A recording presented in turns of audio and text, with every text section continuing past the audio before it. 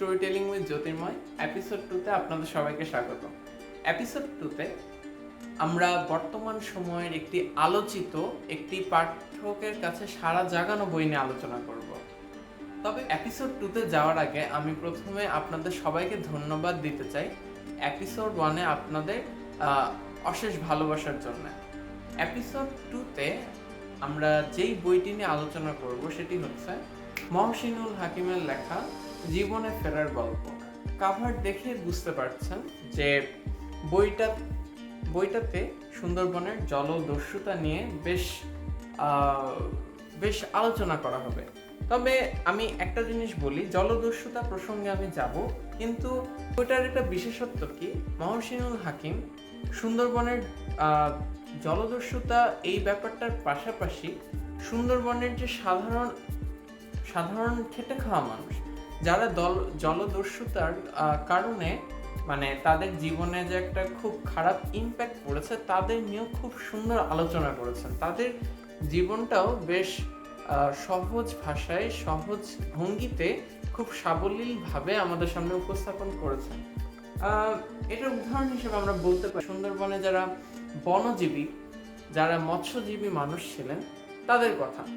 এখন মনে হতে পারে যে ধরেন আমাদের আশেপাশে ধরে নিচ্ছি আমরা দেশের দক্ষিণাঞ্চল বিশেষ সুন্দরবন উপকূলবর্তী কোনো জায়গার বাসিন্দা না। এখানকার আমাদের আশেপাশে আমরা যেসব জেলেদের দেখি তাদের লাইফটা কিন্তু তাদের সাথে কখনো কম্পেয়ার করা যাবে না। কেন কম্পেয়ার করা যাবে না? কারণ সুন্দরবনের উপকূলবর্তী যে গ্রামগুলোতে যেসব জেলে আছে সেগুলো যখন মাছ ধরার জন্য সমুদ্রে যায় তখন সমুদ্র কিন্তু সবসময় বঙ্গোপসাগর কিন্তু সবসময় অস্থির। আমাদের জেলেরা ছোট ছোট নৌকা নিয়ে যখন সমুদ্রে যায় তখন কিন্তু আসলে তাদের জীবনের কিন্তু কোনো নিরাপত্তা থাকে না যে তারা আবার নিজেদের বাসায় ফিরে আসতে পারবে কিনা, নিজেদের পরিবারের কাছে ফিরে আসতে পারবে কিনা, এটা নিয়ে কিন্তু সবসময় একটা দ্বিধা দ্বন্দ্ব থাকে। তারা যে ফিরে সুস্থভাবে বাসায় আসতে পারবে, তারা নিজেদের বাড়িতে ফিরতে পারবে এমনও কিন্তু বলা যায় না। কেন বলা যায় না? এই জলদস্যুতার কারণে। ধরে নিচ্ছি তারা আবার তাদের বাসায় বাড়িতে ফিরে এসছে, কিন্তু এটা কিন্তু তাদের সচ্ছলতা কখনোই প্রমাণ করে না। কেননা দক্ষিণাঞ্চলের জেলে শ্রেণীর মানুষরা, মৎস্যজীবী মানুষরা ভীষণভাবে মহাজনদের সুদের উপর নির্ভরশীল, যেটা কখনোই তাদের মাথা তুলে দাঁড়াতে। আপনারা হয়তো শূন্য ব্যান্ডের বিবিয়া গানটি শুনেছেন। বিবিয়া গানটি এমন যে একটা বাবা তার মেয়েকে একটা লালাবাই শোনাচ্ছেন। লালাবাই হচ্ছে ঘুম পাড়ানির গান, ঠিক আছে? লালাবাই শোনাচ্ছেন। এখন ঘুম পাড়ানির গান গেয়ে মেয়েটিকে ঘুম পাড়ানোর চেষ্টা করা হচ্ছে যেন বাবা সমুদ্রে যেতে পারে। সমুদ্র কি সব সময় থাকে অস্থির ঝড়, সে আবার বাসায় ফিরে আসতে পারবে কিনা এটা কিন্তু নিশ্চিত না। সুন্দরবনের জেলেদের জীবনটা কিন্তু এমনই অস্থির। যারা কাঁকড়া সংগ্রহ করে বা চিংড়ি সংগ্রহ করে তাদের ক্ষেত্রেও কিন্তু তাই। তারা কি করে, কাঁকড়া সংগ্রহ কিন্তু খুব কঠিন একটা কাজ। বর্তমানে আমাদের দেশের সরকার যে ব্যবস্থাগুলো নিয়েছেন তার মধ্যে একটা বৈধ উপায় আছে কাঁকড়া সংগ্রহের, সেটা হচ্ছে দাউন পদ্ধতি। দাউন পদ্ধতিটা কি? একটা লম্বা দড়ি, মানে এটা সংক্ষেপে আমি বলছি, একটা লম্বা দড়ি থাকবে, দড়িতে আর কি হচ্ছে মানে কিছু টোপ জাতীয় খাবার দেওয়া হবে, মানে টোপ দেওয়া হবে। কাঁকড়া এক এক করে টোপটা নিবে, আমরা দড়িটা টানবো, দেন কাঁকড়াটাকে এক এক করে উঠাবো। বুঝতেই পারছেন যে আসলে এটা কতটা সময় সাপেক্ষ ব্যাপার। বুঝতে পারছেন সুন্দরবনে যেসব মৎস্যজীবী মানুষ ছিল বা বনজীবী মানুষ ছিল সুন্দরবন উপকূলবর্তী অঞ্চলে, এটার সংখ্যা প্রায় 5 থেকে 6 লক্ষ। এদের জীবনটা কতটা বিপন্ন ছিল, প্রকৃতির কারণে হোক বা জলদস্যুতার কারণে হোক। এবার আসি জলদস্যুতার প্রসঙ্গে। এখন একটা জায়গায় জলদস্যুতা কখন, যদি কোনো একটা জায়গায় অশেষ সম্পদ থাকে সেখানে কিন্তু সব ধরনের মানুষেরা যাবে সেই সুযোগের সন্ধান করতে। সুন্দরবন এটা ব্যতিক্রম নয়, সুন্দরবন কিন্তু একটা অশেষ সম্পদের আধারই বলা যায়। সেটা আমাদের মৎস্য সম্পদ হোক, বনজ সম্পদ হোক, আবার সেটা হচ্ছে মধু, কাঁকড়া এই জাতীয় যেগুলো ব্যাপার হোক, সবই কিন্তু একটা সম্পদ হিসেবে আমরা বিবেচনা করছি। এখন জলদস্যুতার মূলত এটা একটা কারণ সেখানে। আবার আমাদের দেশ উপকূলবর্তী অঞ্চলে যে জলদস্যুতার ইতিহাস সমসাময়িক বা সাম্প্রতিক না, এটা আমরা বুঝতে পারি 16 শতকে একটা পর্তুগিজ মিশনারি পাদ্রি ফনসাসর দেওয়া একটা বিবৃতি থেকে। সেখানে আর কি বলা হয়েছিল যে সেই সময় জলদস্যুতার একটা প্রমাণ পাওয়া যায়। আবার অনেক জায়গাতে শুনেছি যে আমরা বিশেষ করে আমাদের সমাজ বইয়ে কিন্তু আমরা শুনেছি যে মগ জলদস্যু, পর্তুগিজ জলদস্যু, আরাকানি জলদস্যু, এমনকি ভেনেসিয়ান জলদস্যু কিন্তু ছিল ওই অঞ্চলে। পার্টিশনের পর, ইনফ্যাক্ট পাকিস্তান পিরিয়ডের পরে, তখন কিন্তু আমাদের দেশীয় পলিটিশিয়ানদের ছত্রছায়াতেই কিন্তু সুন্দরবনবর্তী অঞ্চলে এই জলদস্যুতা আবার প্রসার লাভ করে। এখন আপনার প্রশ্ন হতে পারে যে আসলে সেখানে জলদস্যুতা করে লাভ কি? আপনি চিন্তা করেন, সুন্দরবন যেসব রিসোর্সগুলো কন্ট্রোল করে, কি রিসোর্স কন্ট্রোল করে? প্রথমত মধু, কাঁকড়া, চিংড়ি, এছাড়া আরো অনেক বনজ সম্পদ আছে। ধরেন আমি কাঁকড়ার কথাই বলি, কাঁকড়া কিন্তু আসলে আমাদের দেশে খুব একটা অ্যাভেলেবল না, কারণ হচ্ছে আমাদের দেশের বড় ফাস্ট ফুড বা রেস্টুরেন্ট আছে, সব কাঁকড়া কিন্তু সেখানে চলে যায়। তার মানে দেখেন, এটার কিন্তু একটা বিশেষ মূল্য আছে। মূল্য যেহেতু আছে, তার মানে সেখানে ব্যাপক ব্যবসার সুযোগ আছে। সুন্দরবনের ব্যবসায়ী মানুষজন এবং রাজনৈতিক বর্গের মানুষজন কিন্তু এই জলদস্যুদের পোষক হিসেবে কাজ করে, যাতে তারা ওই সম্পদগুলো নিয়ন্ত্রণ করতে পারে। আবার এই মানুষ তাদেরকে আটকে রেখেও কিন্তু তাদের পরিবারের কাছ থেকে বেশ বড় একটা অ্যামাউন্ট কিন্তু এই জলদস্যুরা নিত, মানে মুক্তিপণ হিসেবে। আর্থিকভাবে খুব ভালো অবস্থানে ছিল ব্যাপারটা কিন্তু সেরকমও না, উল্টো তারা আরো নাজুক অবস্থানে ছিল। নাজুক অবস্থানে কি করে? আমি খুব সম্ভবত সুন্দরবনে যেসব জেলেরা আছে তাদের মাছ ধরার মৌসুম সাধারণত 5 থেকে 6 মাস স্থায়ী হয়, বাকি সময়টা তারা অন্য কাজ করে। এটাকে বলা হয় ড্রাই সিজন। এই মৌসুমে তারা অন্য কাজ করে, তার মানে তাদের ইনকামটা কিন্তু আগেই কমে যাচ্ছে। এই মৌসুমটা চালানোর জন্য তাদেরকে মহাজনদের কাছ থেকে, মহাজন হচ্ছে যারা ঋণ দেন, মহাজন কারা? মহাজন হচ্ছে যারা চিংড়ির ঘেরের মালিক। আবার যাদের কাছে মূলত অর্থকড়ি আছে অনেক, তারাই মূলত মহাজন। তারা এই জেলেদের ঋণ দিতেন। ঋণের পরিমাণটা যেটাই নেই, কিন্তু সুদের হারটা ছিল অনেক। যেমন 1 লক্ষ টাকা ঋণ নিলে আপনাকে প্রতি 5 মাস পর সেটা 25,000 টাকা আপনাকে সুদ দিতে হতো। তাহলে বুঝতেই পারছেন, এটা ছিল সর্বনিম্ন। আপনার এটা 25 থেকে 50,000 টাকা পর্যন্ত যেতে পারে সুদের পরিমাণ। ওই প্রসঙ্গ বাদ দিয়ে এবার সেই জলদস্যুদের প্রসঙ্গে। প্রথমত আমি বলি, আপনারা মনে করছেন জলদস্যুরা হয়তো অনেক অর্থকড়ি বা অর্থবৃত্ত এইসবের মালিক ছিল, কিন্তু আসলে এটা ভুল কথা। জলদস্যুতা করে যে খুব একটা ভালো অবস্থানে ছিল এমনও না, এমনকি তারা বেশ দুর্বিষহ অবস্থানে ছিল। তারা ছিল জনসমাজ থেকে একদম বিচ্ছিন্ন। তাদের থাকতে হতো একদম গহীন জঙ্গলের ভেতরে, একটা সাপোজ সংকুল জঙ্গলের ভেতরে তাদের থাকতে হতো, নিজের পরিবার, নিজের বাড়ি ছেড়ে। এটা কিন্তু কখনোই কোনো মানুষের জন্য সুখকর কিছু না। আর জলদস্যুরা যে জলদস্যুতা করে যে অর্থ উপার্জন করেছে, সেটাও যে তারা পরবর্তী জীবনে কোনো কাজে লাগাতে পারবে এমনও না। তাদের আসলে জীবনের কোনো নিরাপত্তাও ছিল না। মহসিনুল হাকিম যেটা করেছিলেন সেটা হচ্ছে, তিনি দেখলেন যে আমাদের দেশের দক্ষিণাঞ্চলের মানুষরা এই অল্প কয়েকটি জলদস্যু গোষ্ঠীর কারণে ব্যাপকভাবে ক্ষতিগ্রস্ত হচ্ছে। এখন তিনি এখানকার মেডিয়েটর হিসেবে কাজ করলেন। তিনি ধীরে ধীরে আসলে জলদস্যুরা তো কখনোই জনসমাজের সাথে খুব একটা যোগাযোগ রাখে না। তিনি বেশ সাহসীভাবে যোগাযোগটা রাখার চেষ্টা করলেন, এমনকি এক পর্যায়ে সফল হলেন যোগাযোগ তৈরি করার কাজে। এরপর ধীরে ধীরে একটা বাহিনী ছিল, জলদস্যু বাহিনী ছিল, যেটার নাম রাজু বাহিনী। রাজু বাহিনীর সাথে প্রথমে যোগাযোগ করলেন, সেখান থেকে ধীরে ধীরে তাদের মধ্যে একটা সুসম্পর্ক তৈরি হলো।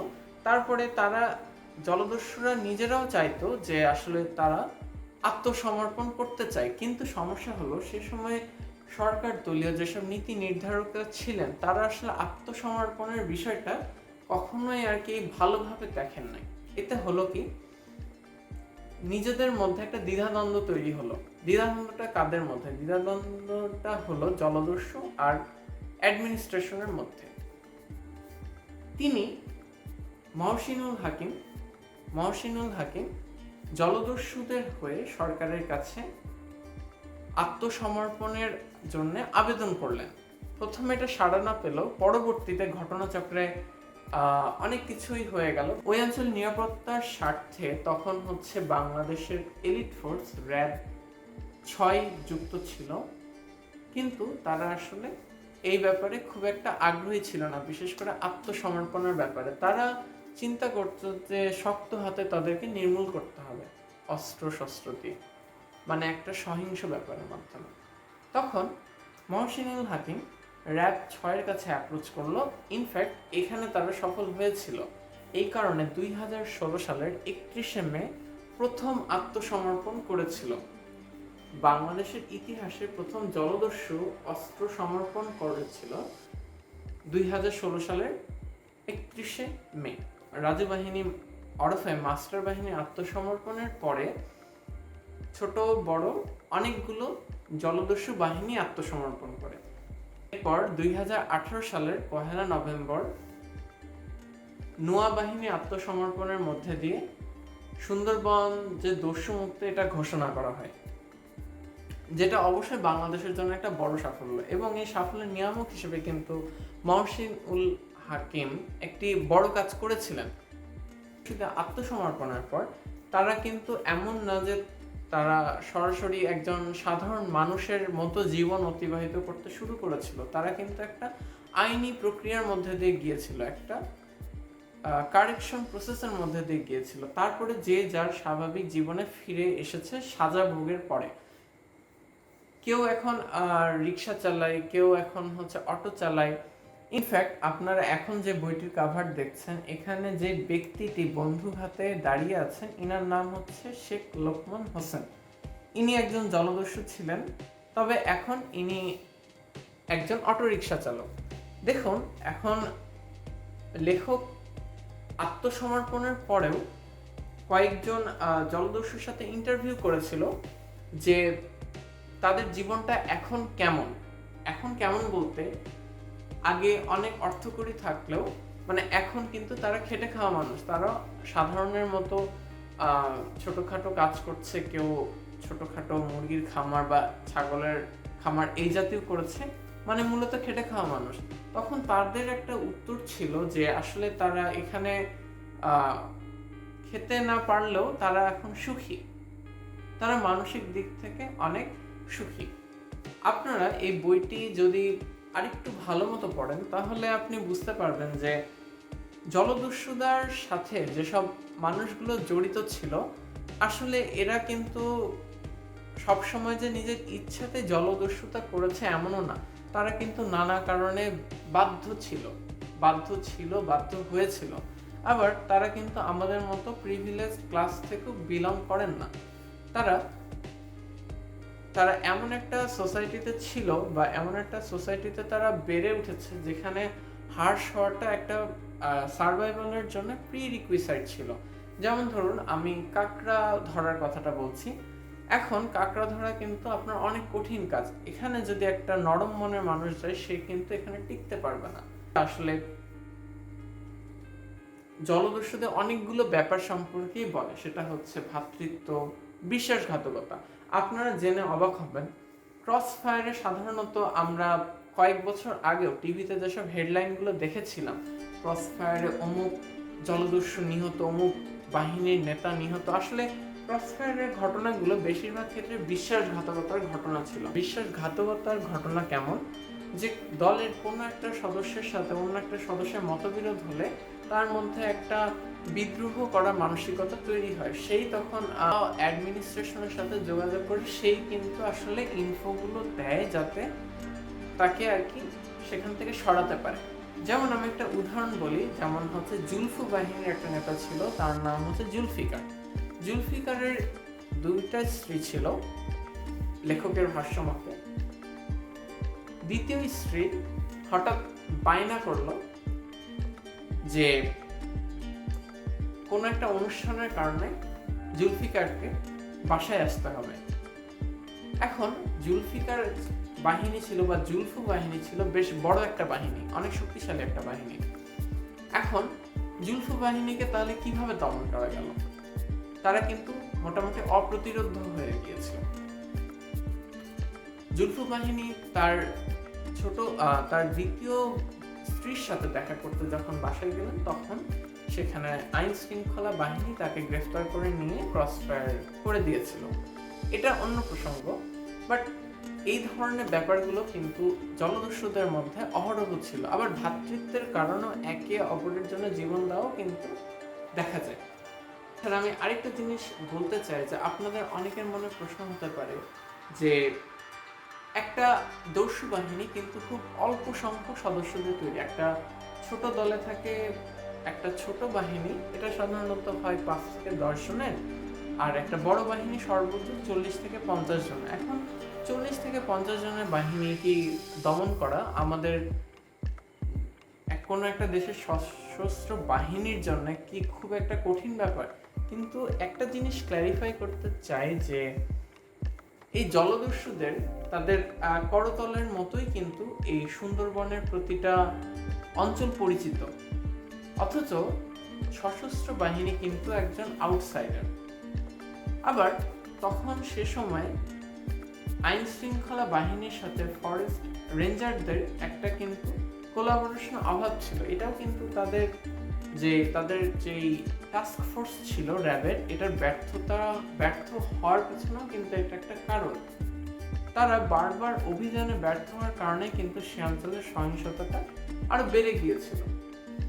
তবে মহসিনুল হাকিমের মতো অসাধারণ কিছু মানুষের জন্যই কিন্তু আজ সুন্দরবন একটা দস্যু মুক্ত অবস্থায় আছে। এটার সুফল কিন্তু দক্ষিণাঞ্চলের প্রায় 5 থেকে 6 লক্ষ মানুষ ভোগ করছে, যেই মানুষরা প্রতি বছরের আগে আগাম চাঁদা দিত জলদস্যুদের কাছে যেন তাদের কোনো ক্ষতি না করা হয়। এখন তারা একটা টাকাও তাদের কোথাও দিতে হয় না। এবার আসি একটু অন্য প্রসঙ্গে।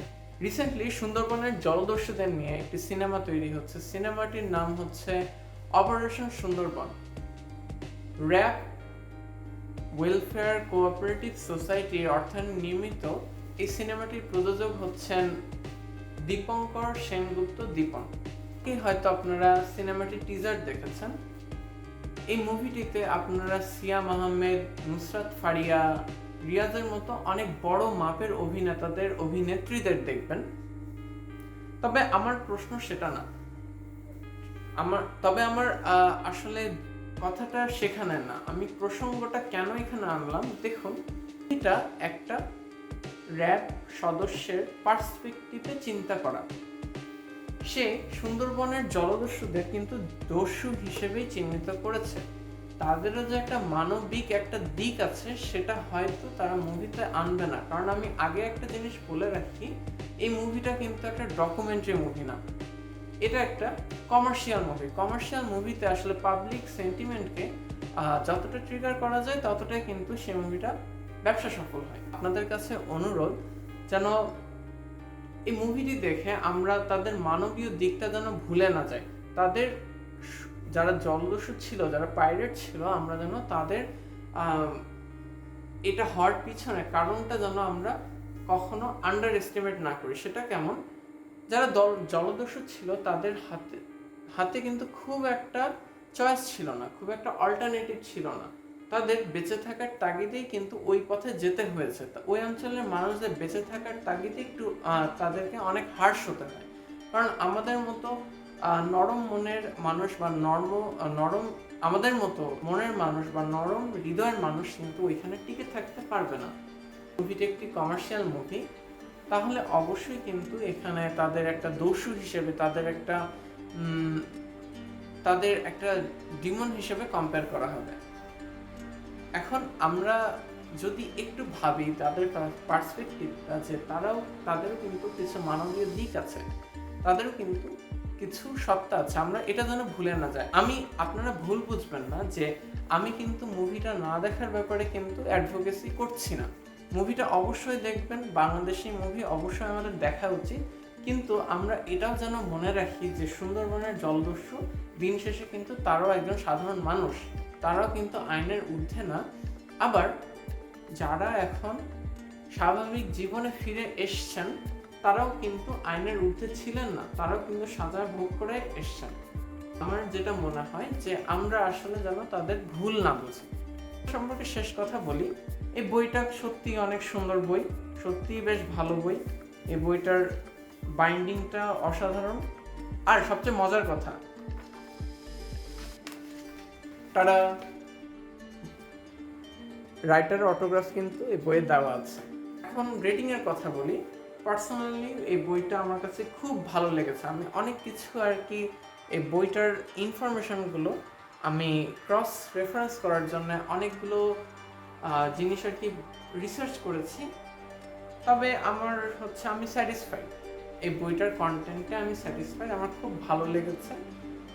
ইনফরমেশনগুলো যথেষ্ট ঠিকঠাক ছিল, যথেষ্ট কারেক্ট ইনফরমেশন ব্যবহার করা হয়েছিল।